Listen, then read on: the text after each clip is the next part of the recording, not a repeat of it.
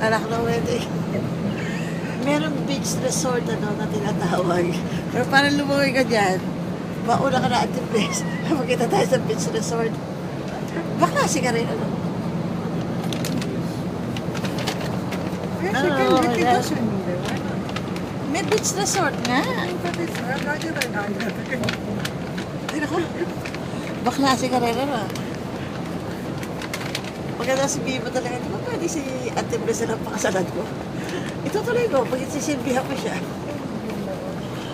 Pagka naman ganyan mga kagaganda, pwede na ako Leia. Nag-abnormal.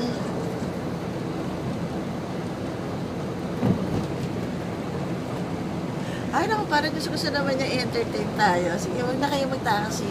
Sundin na lang sa beach. Sana, pag malapit ka nandun sa ano, sa station, tawagan mo ako. Hindi nga alam na ni Mr. Ali nandito ako. Kumanaman ako.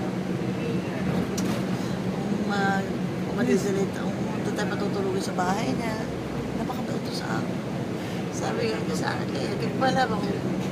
Lalaki ba ako? O bakla. Bakit ka na relasyon natin? Parang mali. Sabi niya, ba't hindi ka maging girlfriend? Dito ko natutulog. Kasi nga, spiritual. Alam mo, spiritual. Pinagpala. Tinatawag na blessed.